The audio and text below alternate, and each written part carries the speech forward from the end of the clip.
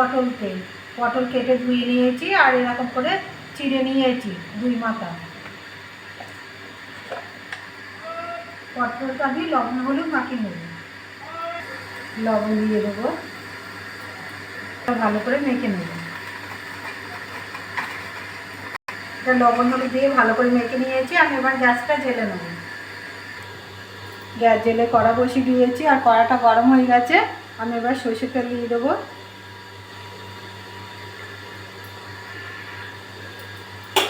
তেলটা গরম হয়ে গেছে, পটলগুলো ভেজে নেব।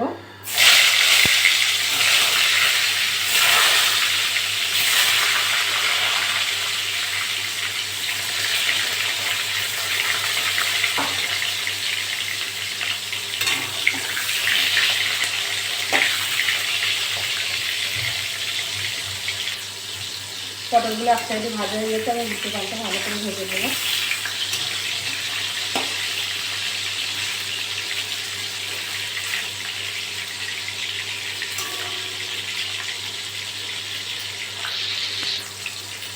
সব পটলগুলো ভাজা হয়ে গেছে, আমি এবার তুলে নেব।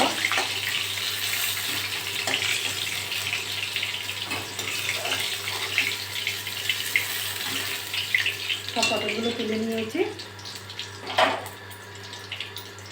ওই তেলে পাখিগুলো ভেজে নেব।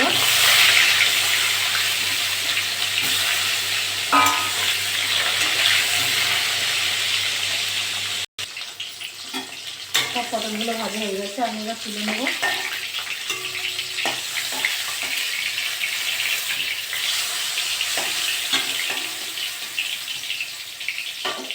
সব পটলগুলো তুলে নিয়েছি।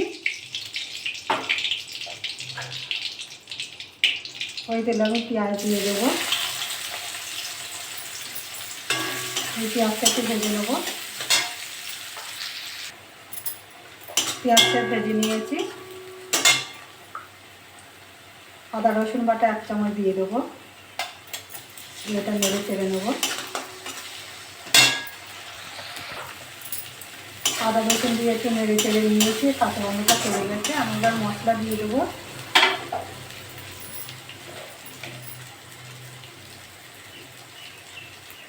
হলুদ দিয়ে দেবো,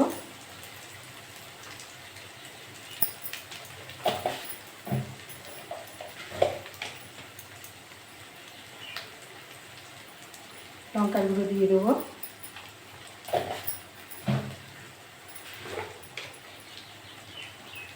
ধনে গুঁড়ো দিয়ে দেবো,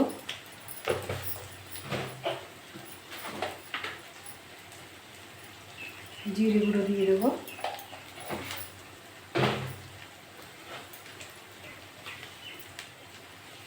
স্বাদ মতো লবণ,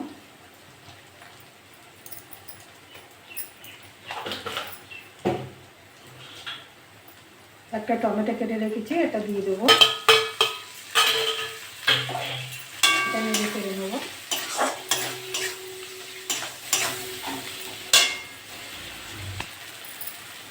একটু নেড়ে চেড়ে নিয়েছি।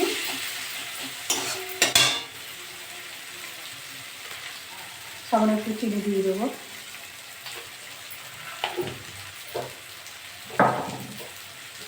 নেড়ে চেড়ে নেব।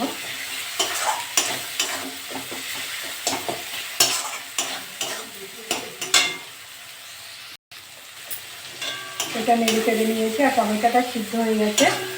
পটলগুলো দিয়ে দেবো, নেড়ে চেড়ে নেব।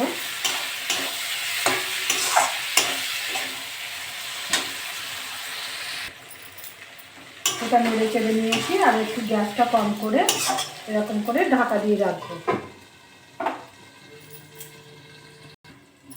ঢাকাটা খুলে নেব, দিয়ে আবার নেড়ে চেড়ে দেবো।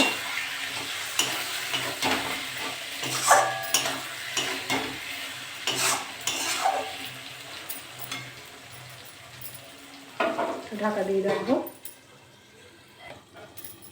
ঢাকাটা খুলে নেব, এরকম করে ভালো করে কষে সিদ্ধ করে নেব পটলটা।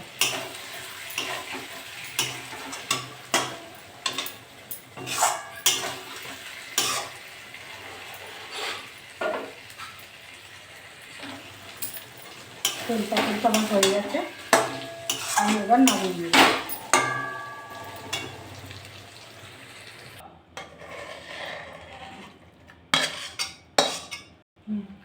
এরকম করে বাড়িতে রান্না করে খাবেন। খেয়ে ভালো লাগলে আমার চ্যানেলটাকে লাইক করবেন, শেয়ার করবেন, কমেন্ট করবেন, সাবস্ক্রাইব করবেন। ধন্যবাদ।